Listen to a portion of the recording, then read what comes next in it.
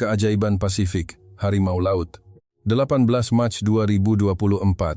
Hari itu sepatutnya hanyalah satu lagi hari Selasa yang biasa di pangkalan tentara laut Pearl Harbor, Hawaii. Seperti selalu, saya melangkah masuk ke pusat kawalan armada Pasifik yang terletak 3 tingkat di bawah tanah.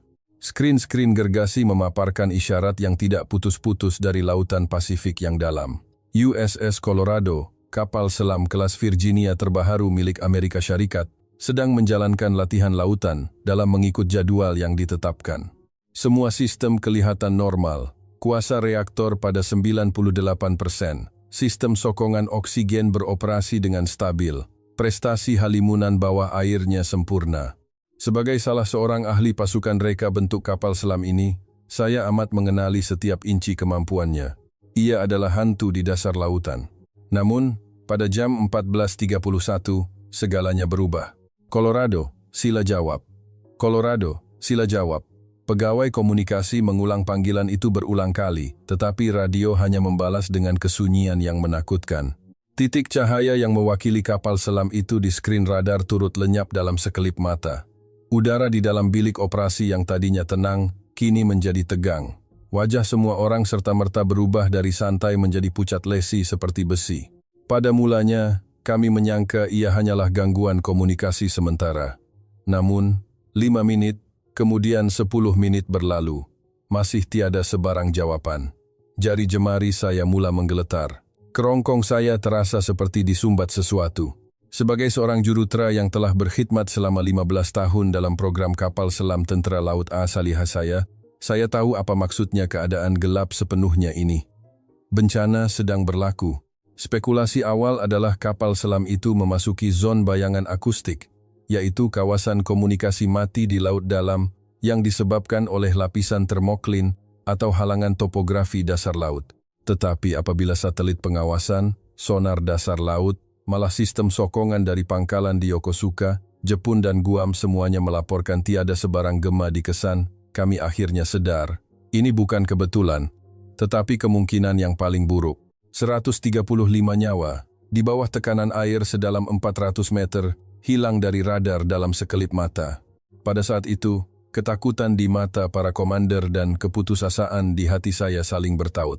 Krisis ini merebak dengan pantas. Setengah jam kemudian, mesyuarat tergempar dilancarkan. Panglima Armada Pasifik, pegawai-pegawai tinggi Pentagon, malah pasukan keselamatan negara dari White House semuanya berada dalam talian. Fokusnya hanya satu, bagaimana untuk menyelamatkan 135 anggota tentara yang terperangkap di dasar laut dalam tempoh kurang dari 72 jam. Ini karena berdasarkan simpanan bateri dan bekalan oksigen kapal selam, 3 hari adalah head maksimum. Jika terlepas, seluruh kapal selam itu akan menjadi keranda keluli. Namun, apa yang lebih menyedihkan adalah apabila Amerika Syarikat menghantar permintaan bantuan kepada negara-negara sekutunya, jawaban yang diterima hampir seragam, mustahil.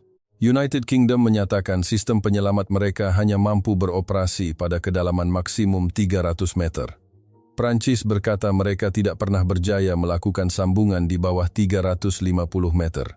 Pasukan pertahanan diri Jepun pula secara terus terang mengakui mereka tidak pernah mencoba operasi pada kedalaman 400 meter. Australia, Kanada, malah Belanda turut menggelengkan kepala, sama ada kerana masalah teknikal atau jarak. Pada ketika itu, di dalam pusat kawalan, saya merasakan satu kesunyian yang tidak pernah saya alami. Negara terkuat di dunia, bersama dengan sekutu-sekutu tercanggihnya, ternyata tidak berdaya pada saat genting. Kami hanya mampu melihat masa berlalu detik demi detik, tanpa sebarang penyelesaian. Tatkala semua orang hampir berputus asa, satu isyarat yang tidak dijangka masuk. Sumbernya bukan dari London, bukan Tokyo, dan bukan juga Paris. Ia datang dari Kuala Lumpur. Saya masih ingat, apabila isyarat dari Malaysia itu diterjemahkan dan muncul di skrin Pentagon, seluruh bilik operasi terdiam seketika. Semua orang tergamam. Bukan kerana tidak faham maksud mesej itu, tetapi kerana tidak pernah terfikir jawaban akan datang dari sebuah negara yang oleh ramai pihak dianggap tidak mempunyai keupayaan ketenteraan sehebat itu. Kandungan isyarat itu ringkas. Pasukan penyelamat khas Tentera Laut Diraja Malaysia bersedia untuk berlepas segera dan mencuba misi menyelamat di kedalaman 400 meter. Seketika itu, Ada yang mencebik, ada yang menunjukkan riak ragu. Malah ada seorang pegawai kanan berbisik, "Mereka boleh ke? Perkara yang kita sendiri gagal lakukan, bagaimana sebuah negara maritim di Asia Tenggara mampu melakukannya?" Namun, hati saya entah kenapa berdebar kencang. Beberapa jam kemudian, sebuah pesawat pengangkut C-130 mendarat di pangkalan tentara udara Andersen di Guam. Apabila pintu kargonya dibuka, perkara pertama yang saya lihat bukanlah peralatan yang besar dan canggih, tetapi 15 orang anggota pasukan yang turun dengan teratur. Beg galas mereka ringkas, dan peralatan mereka kelihatan agak ketinggalan zaman. Injap tekanan mekanikal, pintu manual, kabel keluli, dan dok sambungan aloi khas. Tiada skrin berteknologi tinggi atau sistem kawalan otomatik yang biasa kami gunakan. Ramai pegawai tentara laut AS di situ tersenyum sinis, menganggap ini hanyalah cara primitif dari timur. Tetapi apabila ketua pasukan, Kolonel Ahmad Rizal, menuruni tangga dan memandang sekeliling, pandangan matanya yang tenang itu membuatkan saya menahan nafas. Itu bukan keyakinan melulu, tetapi ketenangan dan ketegasan yang lahir dari pengalaman bertahun-tahun berhadapan dengan laut. Dalam helikopter yang membawa kami ke lokasi kejadian, saya memberi taklimat ringkas tentang situasi semasa. Kapal selam itu tersangkut di dasar laut dengan sudut kecondongan 50 darjah. Simpanan oksigen di dalam semakin menipis. Sistem dok konvensional tidak dapat dipadankan. Kolonel Ahmad Rizal mendengar dengan teliti. Dia tidak bertanya tentang parameter teknikal, sebaliknya menyoal, "Berapa lama kitaran arus di sini? Adakah nelayan tempatan melaporkan sebarang kelakuan aneh pada kumpulan ikan baru-baru ini? Berapa perbezaan antara data satelit dan pasang surut sebenar?" Saya pada mulanya ragu, adakah dia coba menukar topik? Sehinggalah timbalannya membuka komputer riba dan menunjukkan data yang telah mereka kumpulkan. Rekod turun-temurun nelayan di Selat Melaka mengenai corak arus, lengkung migrasi burung laut, malah jejak pergerakan paus di laut dalam. Apabila data-data ini disusun menjadi carta dan ditindih dengan maklumat satelit kami, ia bukan sahaja sepadan, malah lebih terperinci. Pada saat itu, saya tiba-tiba faham. Kekuatan mereka bukan terletak pada teknologi semata-mata, tetapi pada pemikiran holistik yang menggabungkan sains dengan pengalaman hidup. Setibanya di kapal penyelamat, suasana menjadi semakin tegang. Komander penyelamat AS dengan dingin menyatakan bahwa mereka telah mencoba untuk melakukan dok beberapa kali dalam beberapa hari lepas, tetapi gagal karena arus yang kuat dan jarak penglihatan yang terhad. Dia secara terus terang mengatakan bahwa pasukan Malaysia hanya membuang masa. Kolonel Ahmad Rizal tidak membantah. Dia hanya berjalan ke geladak, mendongak untuk merasakan arah angin, kemudian berkata, "Dalam 3 jam, angin akan beralih ke timur, dan arah arus permukaan akan berubah. Itulah satu-satunya peluang kita." Nada suaranya datar, tetapi membuatkan tiada siapa yang mampu meraguinya. Apabila malam menjelang, persiapan dimulakan. Kapal selam penyelamat kecil yang dibawa oleh pasukan Malaysia, yang dinamakan Harimau Laut, diturunkan ke dalam air. Bentuknya tidak mengagumkan, panjangnya tidak lebih dari 40 meter, seperti sekeping daun keluli yang tidak menarik perhatian. Tetapi saya perasan reka bentuk sistem pendorongnya unik, membolehkannya menyesuaikan kedudukan mengikut arus, seumpama seekor ikan yang menari di dalam aliran air. Tiada antara muka kawalan elektronik yang rumit, tetapi ia mempunyai lengan mekanikal dan cangkuk kunci yang tebal dan kukuh, seolah-olah kewujudannya dicipta untuk menentang persekitaran yang paling ganas. Tepat jam 4 pagi, Kolonel Ahmad Rizal memberi arahan. 2 penyelam masuk ke dalam air terlebih dahulu. Suara yang kedengaran di fon kepala adalah suara seorang pegawai wanita muda. Dengan tenang, dia melaporkan kedalaman dan perubahan arus. Di skrin pemantau, lampu berkelip-kelip dan jarum penunjuk tekanan air terus meningkat. Apabila mereka memasuki zon 300 meter, arus tiba-tiba menjadi deras.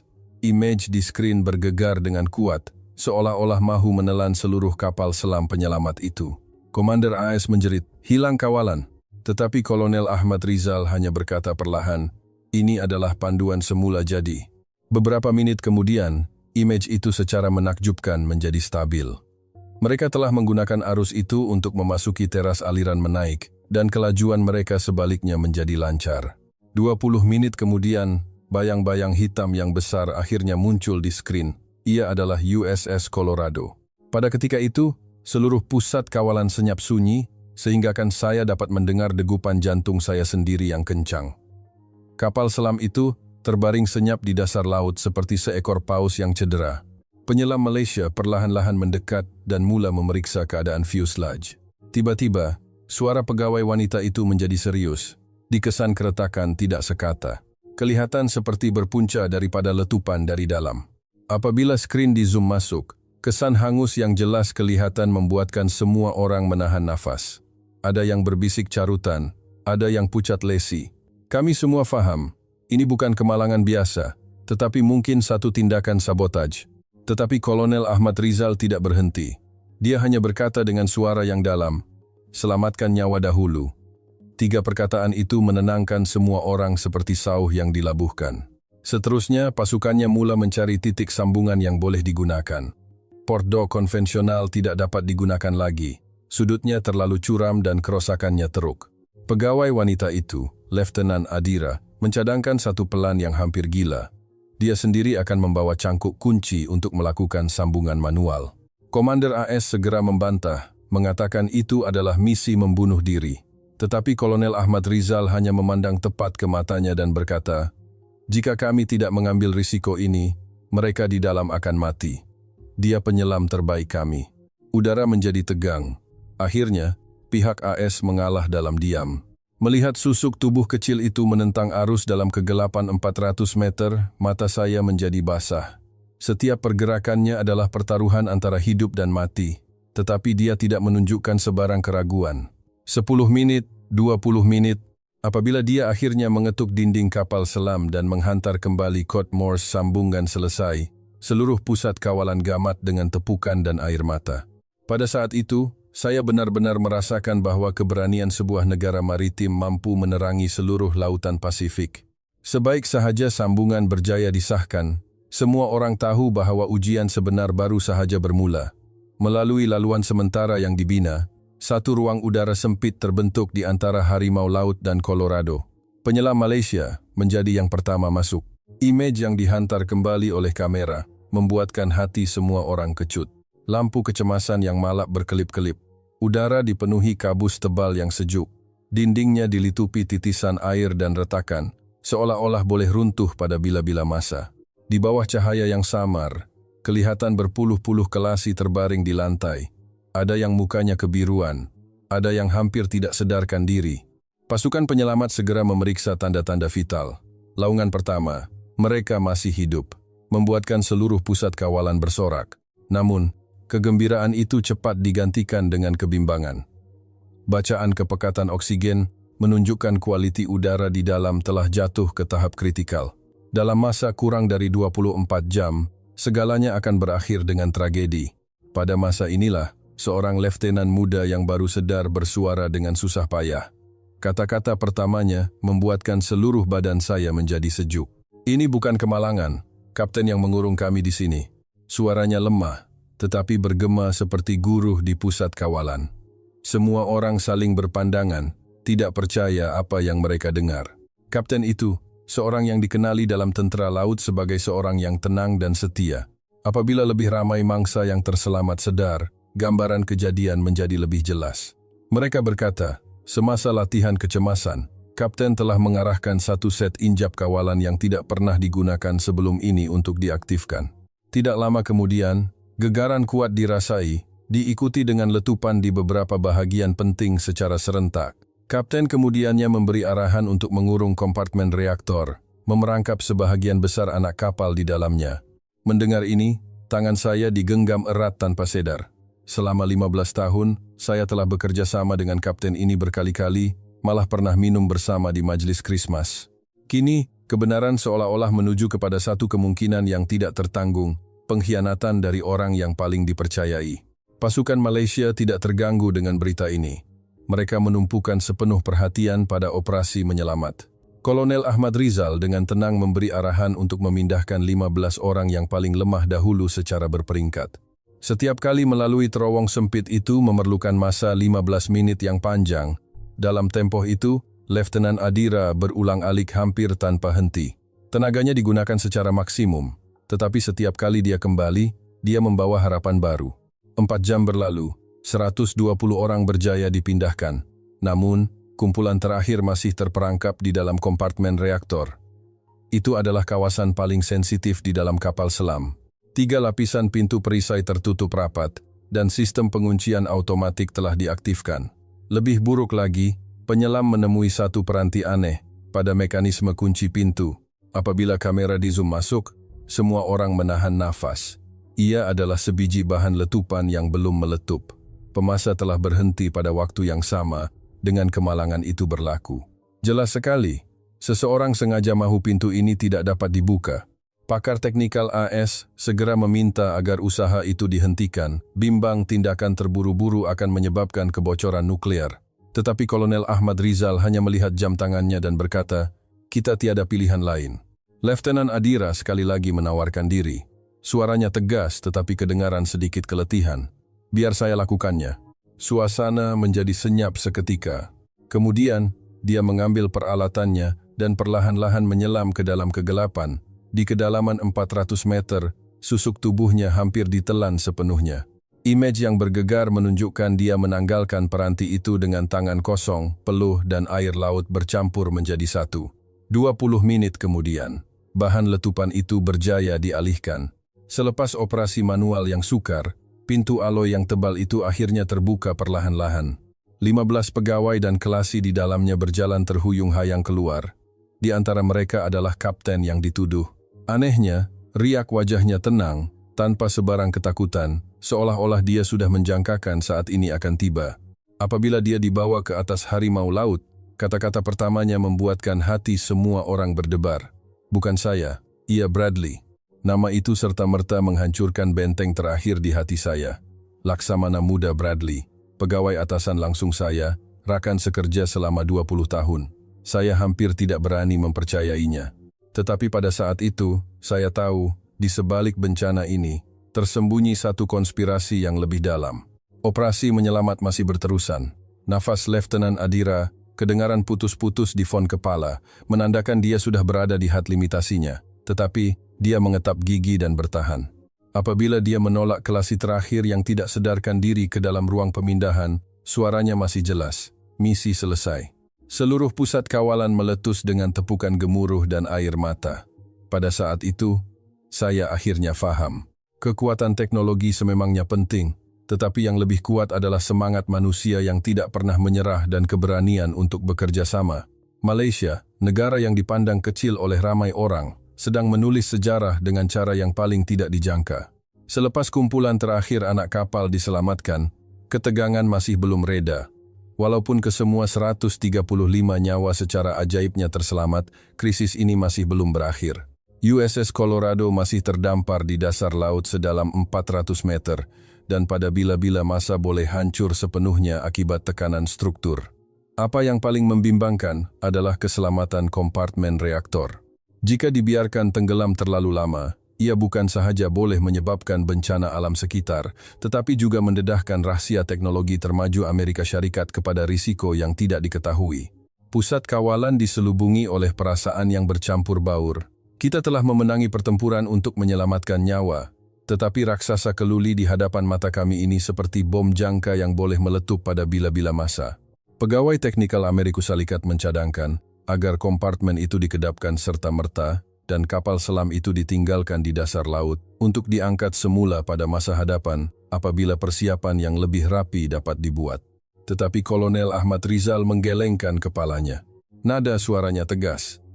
"Kita tidak boleh membiarkannya begitu sahaja. Sekurang-kurangnya, kita mesti memindahkannya ke pentas benua yang selamat. Jika tidak, arus dan pergerakan dasar laut boleh membawa akibat yang tidak dapat dijangka." Kata-katanya disambut dengan pandangan ragu.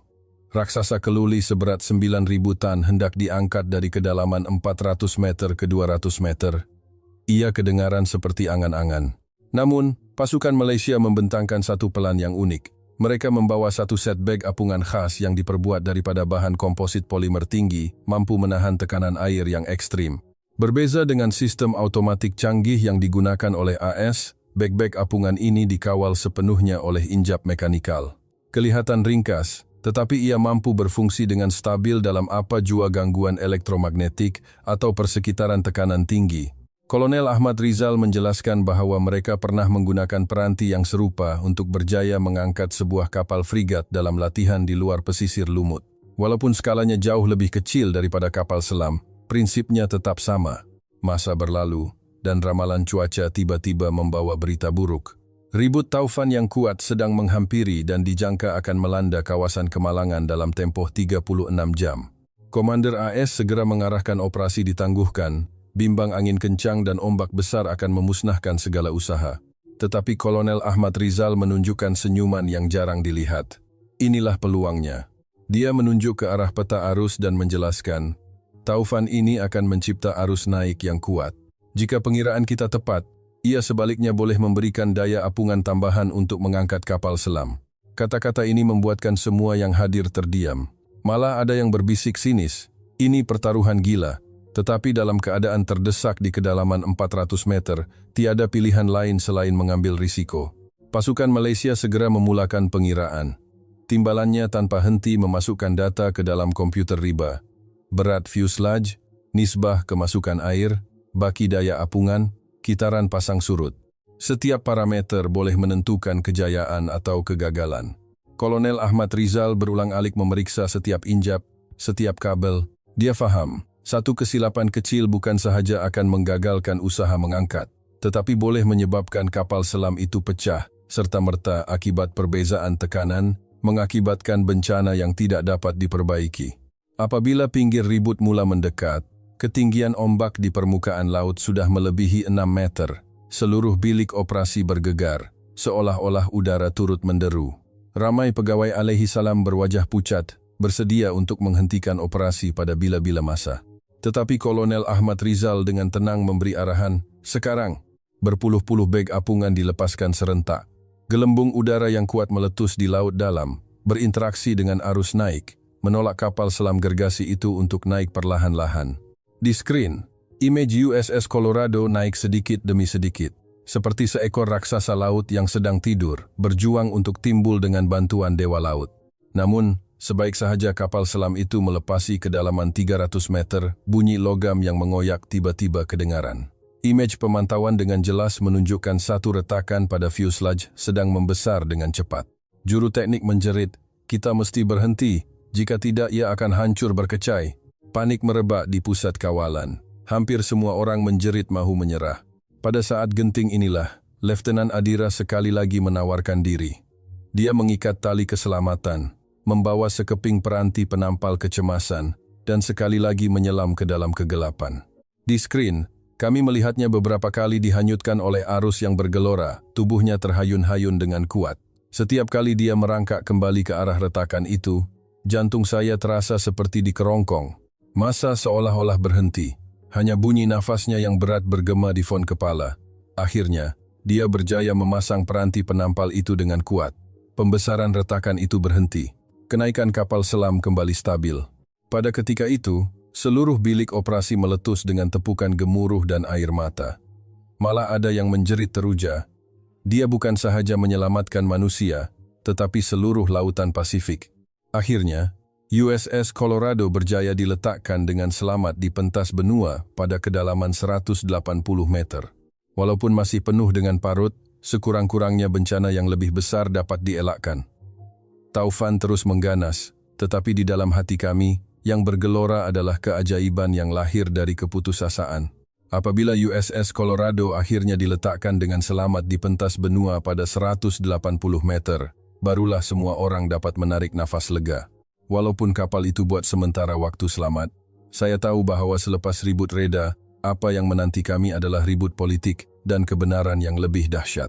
Ini kerana petunjuk yang terdedah semasa operasi menyelamat terlalu jelas. Ia bukan kerosakan mekanikal semata-mata, tetapi satu tindakan sabotaj yang disengajakan. Pasukan penyiasat segera mengambil alih. Image-image bangkai kapal selam dibandingkan satu persatu. Rakaman yang dihantar oleh pasukan Malaysia menunjukkan kesan hangus akibat letupan dalaman di beberapa bahagian penting, sistem kuasa, hub komunikasi, dan kompartemen reaktor. Tahap ketepatan ini hanya boleh dilakukan oleh seseorang yang sangat arif tentang struktur kapal selam tersebut. Apa yang lebih meresahkan adalah peranti letupan yang tidak meletup yang ditemui berhampiran pintu reaktor. Pemasa telah ditetapkan pada waktu yang tepat, kapal selam itu terputus hubungan.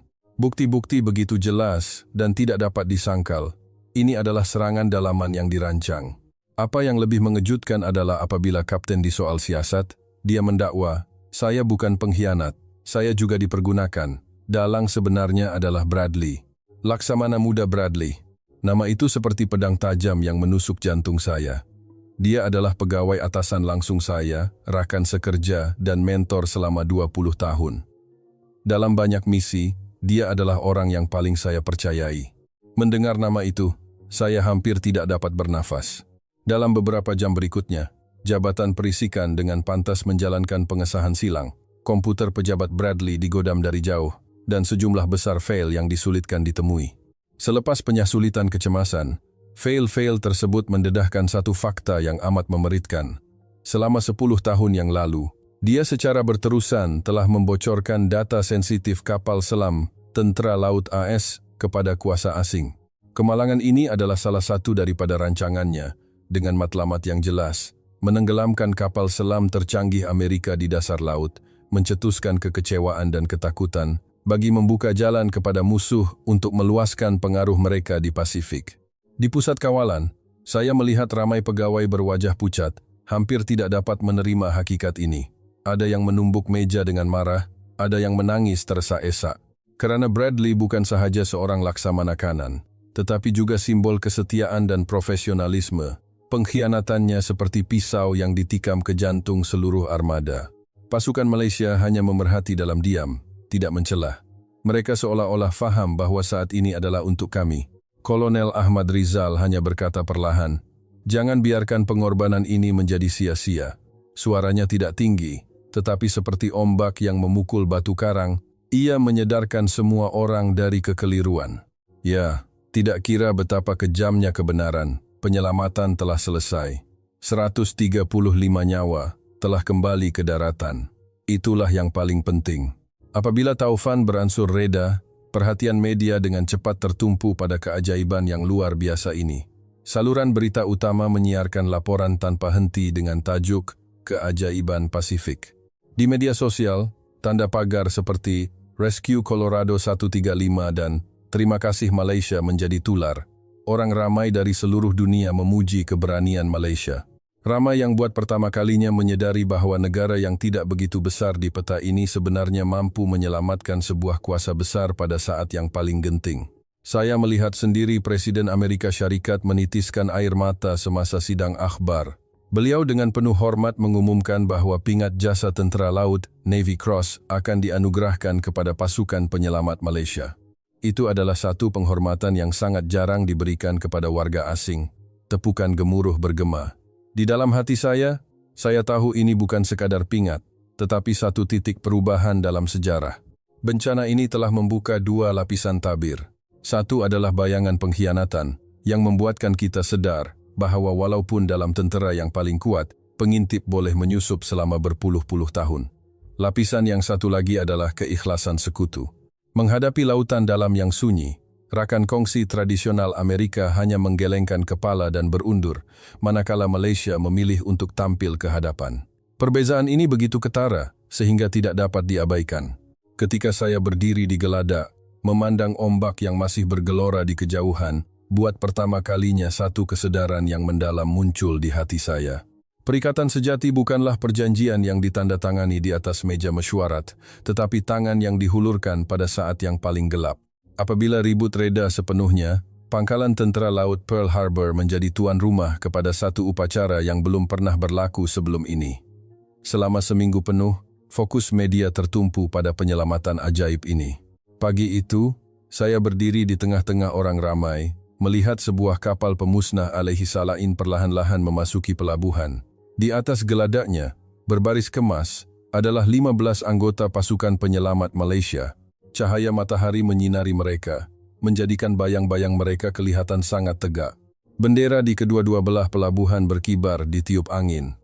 The Stars and Stripes dan jalur gemilang berkibar, megah, bersebelahan. Ini adalah satu pemandangan yang tidak pernah saya bayangkan. Presiden sendiri hadir untuk menyampaikan ucapan yang penuh hormat. Beliau berkata, Ketika semua orang berkata mustahil, Malaysia berkata boleh. Ketika semua orang berundur, Malaysia memilih untuk maju. Tepukan bergemuruh. Pada saat itu, saya dapat merasakan dengan jelas bahwa di kalangan hadirin, bukan sahaja ada rasa terharu, tetapi juga satu pengiktirafan baru yang mula bercambah. Dahulu, di mata ramai orang, Malaysia mungkin dikenali sebagai destinasi pelancongan atau pengeluar komoditi. Tetapi kali ini, mereka menunjukkan keberanian dan tanggung jawab yang melampaui teknologi. Semasa upacara penganugerahan, Presiden menganugerahkan pingat jasa tentera laut satu persatu kepada anggota pasukan Malaysia. Apabila pingat itu disematkan di dada Kolonel Ahmad Rizal, dia hanya mengangguk sedikit tanpa banyak ekspresi. Tetapi saya perasan matanya berkaca. Letnan Adira mendapat pujian khas. Presiden menyifatkannya sebagai wira yang membuktikan keberanian sejati dengan nyawanya di kedalaman 400 meter. Ramai askar di situ turut sebak kerana mereka tahu, tanpanya rakan-rakan seperjuangan mereka pasti telah terkubur di dasar laut. Selepas majelis tamat, kelasi-kelasi yang diselamatkan dan keluarga mereka datang ke hadapan seorang demi seorang. Ada yang hanya memberi tabik hormat tanpa kata. Ada yang terus memeluk erat penyelam Malaysia. Ibu seorang kelasi muda hampir menangis sambil memeluk Letnan Adira. Dengan suara yang bergetar, dia berkata, "Terima kasih. Terima kasih kerana menyelamatkan anak saya." Saya lihat Letnan Adira kelihatan sedikit kekok, seolah-olah tidak biasa dengan luahan emosi seperti itu, tetapi dia tetap membalas pelukan wanita itu dengan lembut. Pemandangan itu lebih berkesan daripada sebarang ucapan. Namun, berita dari sisi lain pula meresahkan suasana. Laksamana muda Bradley telah diletakkan dalam senarai buruan antarabangsa, tetapi risikan menunjukkan dia mungkin telah melarikan diri. Apabila lebih banyak dokumen rahsia didedahkan, orang ramai mendapati bahwa hubungan beliau dengan kuasa asing telah terjalin lebih lama daripada yang disangka. Ini bermakna sistem yang kami percayai telah disusupi selama 20 tahun. Masyarakat gempar. Dewan Kongres menjadi medan perdebatan sengit, menuntut siasatan menyeluruh terhadap kelemahan keselamatan dalaman. Dalam latar belakang yang suram ini, prestasi Malaysia kelihatan lebih menyerlah. Media antarabangsa menggelar penyelamatan ini sebagai detik Malaysia, the Malaysian moment, menganggapnya sebagai titik perubahan bagi mereka di persada global, dari rakan teknologi kepada rakan keselamatan. Malam itu, saya duduk berdua dengan Kolonel Ahmad Rizal di pelabuhan, menghadap laut yang tenang. Saya bertanya kepadanya, "Mengapa Tuan sanggup mengambil risiko sebegini? Kamu semua boleh sahaja menolak." Dia terdiam sejenak, kemudian perlahan-lahan berkata, "Lautan ini tidak mengenal sempadan. Nyawa adalah universal. Jika kami mampu membantu, kami akan bantu. Itulah yang menjadikan kita manusia." Beberapa patah perkataan itu menusuk kalbu saya. Ia bukan sekadar penjelasan tentang misi menyelamat, tetapi gambaran tentang makna kemanusiaan itu sendiri. Saya akhirnya faham. Peristiwa ini bukan sahaja mengubah nasib 135 nyawa, tetapi juga mengubah lanskap keseluruhan Lautan Pasifik. Sekutu sejati bukanlah janji yang diucapkan, tetapi rakan yang masih sanggup menghulurkan tangan pada saat yang paling berbahaya. Dan Malaysia, dengan satu tindakan yang tidak dapat ditiru, telah membuktikan nilainya. Pada saat itu, saya tahu, kisah ini telah melampaui soal ketenteraan dan politik. Ia akan diingati dalam lipatan sejarah. Apabila penyelam terakhir Malaysia menjejakkan kaki di geladak Pearl Harbor, misi menyelamat yang merentasi separuh Lautan Pasifik ini akhirnya sampai ke penghujungnya. 135 nyawa dibawa pulang sepenuhnya, tiada seorang pun yang ketinggalan. Pada saat itu, apa yang meluap-luap di dalam hati saya bukan sahaja kegembiraan, tetapi satu kejutan yang mendalam. Sebagai jurutera yang pernah bertanggung jawab ke atas sistem kapal selam nuklear tercanggih Amerika, saya telah menyaksikan banyak keajaiban teknologi. Tetapi kali ini, yang benar-benar mencipta keajaiban bukanlah mesin yang dingin, tetapi keberanian, kebijaksanaan, dan keyakinan manusia. Tindakan ini telah mengubah banyak perkara. Pertama, ia membentuk semula hubungan antara Amerika Syarikat dan Malaysia. Dahulu, kami mungkin menggunakan istilah seperti rakan kongsi tidak rasmi atau negara sahabat serantau untuk menggambarkan Malaysia. Tetapi selepas peristiwa ini, tiada siapa yang dapat menafikan bahawa Malaysia pada saat yang paling genting telah tampil ke hadapan dan menyelesaikan tugas yang gagal dilakukan oleh kuasa besar dan sekutu tradisionalnya. Sejak saat itu, Kedudukan Malaysia di Washington bukan lagi sesuatu yang boleh diambil mudah, tetapi sesuatu yang mesti dihormati. Kedua, ia mendedahkan satu lagi kebenaran yang meresahkan. Pengkhianatan datang dari dalam.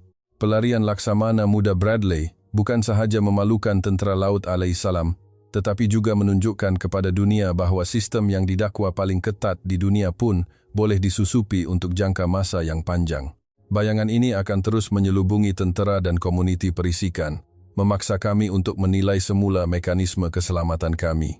Tetapi pada masa yang sama, bantuan yang dihulurkan oleh Malaysia membentuk satu kontras yang jelas. Apabila ada orang dalaman memilih untuk mengkhianat, ada orang luar yang memilih untuk melindungi.